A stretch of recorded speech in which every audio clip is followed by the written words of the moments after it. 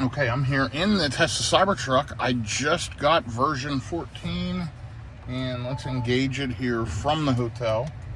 As I'm pulling out, let me see if it says GPS location accuracy is poor. There we go. I was under a bunch of tree cover as I was pulling out and on a pretty steep grade. Anyway, yeah, just headed to my office here in Roanoke, Virginia. And you'll see it has version 14, all of the different modes from sloth to chill to hurry to Mad Max. And let's check out sloth mode. You can almost immediately feel the car soften up. It does go slower in general. It makes less aggressive turns, and it generally runs below the speed limit. Now, when I bump it up to chill will run at the speed limit or a mile or 2 per hour over. And by the way, notice that destination you can pick curbside, parking, and what was the other option? Let's take a look. Parking garage, and there's curbside as an option. So, you know, the parking lot, the driveway, and the parking garage, really, really cool. And you'll see FSD's waiting for all of these cars to properly turn. Now, it's in chill. So if I bump it up to like Mad Max, it's going to take off as soon as it sees a spot. It's going to accelerate hard. Yep, it's pushing me back in the seat. And it's going to immediately go over the speed limit in Mad Max. Mad Max is very aggressive driving. It'll run 85 mile an hour on the highway. And by the way, I've been asked by some viewers to showcase the differences between these different driving profiles, and it's pretty extreme. So you'll notice here in Mad Max, we're going to immediately pop up over 35 miles an hour. Now, this is a tight speed limit area, so I bump it back to standard. It rides about 5 miles an hour above, depending on your speed. And let's take a look at what version I have here in the Cybertruck. We're running version 14.1.7. This is a dual motor, all-wheel drive Cybertruck. I have 19,254 miles, 427 watt hours per mile in the lifetime. And this was on the trip up here to Roanoke, Virginia, 428.5 watt hours per mile overall. So pretty darn good. This morning I've had the cabin preconditioning and all that stuff. Now, running around town the last day or so, since I got here, I haven't had a chance to really drive it much. I just drove it back and forth to my office for one day, and it was in the low 200 watt hours per mile because of just this local driving. Now, notice in standard what we're doing. Let's kick it back to chill. You'll immediately see it slow down the speed to just a couple miles an hour over.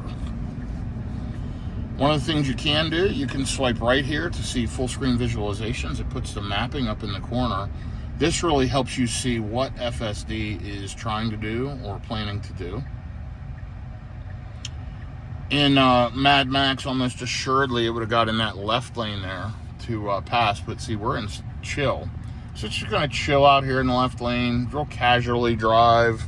And again, this vehicle is driving me 100%. You'll see a little green dot up there by the temperature. It's 42 degrees out, freezing temperatures here in Virginia, 9:05 a.m. Little green dot means we are hands-free, self-driving. And that dot goes away, that means you have to keep your hand on the wheel, essentially.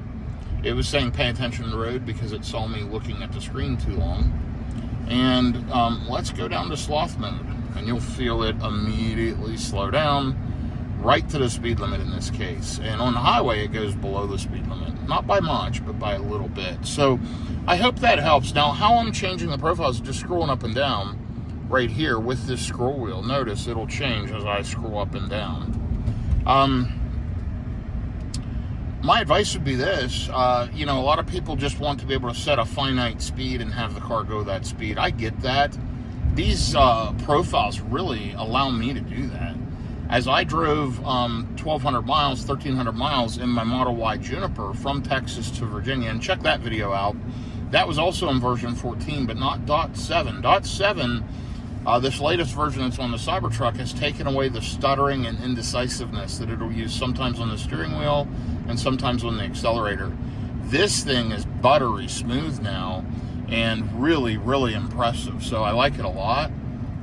It's not like that on the previous version. So any day now, I'm on the early release program. My Juniper will get .7 or a future version, and it'll smooth it right out. But yeah, this is amazing. I typically like to run it in standard. And by the way, FSD used to go in that bike lane. It just made that turn absolutely perfect. This thing, it doesn't have that left line problem where it camps in the left of the lane. It's been very, very good. And again, I just drove it back and forth to my work for one day.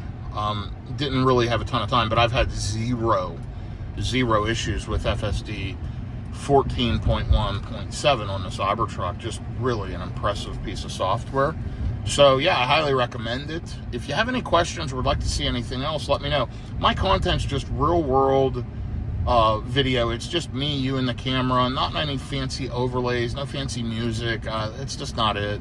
It's just, again, me, you, and the camera. I ride along, I show you the experience, and just show you real world how it works. One thing I truly, truly love, by the way, EV base. Check out this rear view mirror. What an impressive unit there. That thing's amazing. Love that. Anyway, I really enjoy the Cybertruck. This FSD version has made it that much better, and truly a pleasure to drive around town. I will be taking a 1,300-mile road trip from Roanoke, Virginia, into Tennessee, down and through Mississippi. I've got meetings along the way, and then back to Dallas-Fort Worth.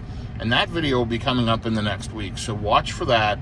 That'll be on FSD the entire time. I will be using FSD for that entire trip. Let's see how it does. That'll give you a real good view of FSD in the Cybertruck. But so far, folks, massive, massive improvement. Let's take a look at the control settings in here and see if anything much changed under autopilot. So we still don't have basic autopilot. We have traffic aware cruise control, and we have full self-driving.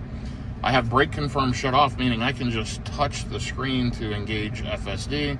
I don't have expanded full self-driving visualization turned on, meaning, you know, I swiped the screen, you saw that. Speed limit warning is on display. Speed limit is on relative, plus 4 mile an hour offset. And you can see that collision, forward collision warnings on medium. Emergency lane departure avoidance is on. Automatic emergency braking is on. Obstacle aware acceleration is on. And green light chime is on. All powerful stuff. Listen, this machine has just become so much better. I don't think y'all understand. It is absolutely impressive. I'm loving version 14. If you have a Tesla and you can get version 14 on any hardware 4 vehicle, try it for a month. If you don't have FSD, subscribe. I mean, it's $99 a month. You can do a monthly subscription. You don't have to buy it. You don't have to spend the $8,000. And I'm going to tell you, it's absolutely worth it. If nothing else, to experience it one time, or if you're going on a road trip a couple of times a year, you want to buy it during those months, you can turn it on, turn it off. This thing is outstanding. Thanks for following along. Listen, if you enjoy this type of content, click like, click subscribe. Please help the channel grow and get more people watching the videos. And hopefully this has been educational. I appreciate you following along. And I hope, by the way, everyone has a great day. And you can see on this drive, now that it's calmed down a little bit, 296 watt hours per mile. And by the way, it's stopping to let this car go left. And they're not going to go, so it waited. Very polite FSD. Very human-like. I mean, it stopped and waited for that guy to go. That guy decided not to go. And so FSD did its thing. And look at it, just passing this car perfectly. Jumping back over to the left lane perfectly. Phenomenal. All I gotta say is, great job, Tesla. Hope y'all have again, a good, safe day out there. Please shoot me a comment. Let me know what you think of this latest version of FSD, of the Cybertruck, and in general, overall, the Tesla products. I'd love to get your input. Take care, everyone. Thanks for following along. So I just wanted to show you one little other quick clip. I did precondition this thing for probably 20 minutes, so it used a lot of energy, but I'm down to 264 watt hours per mile running around town. FSD is just absolutely remarkably good, and love the Cybertruck. Anyway, that's the end of this video, everyone. Take care. Bye-bye.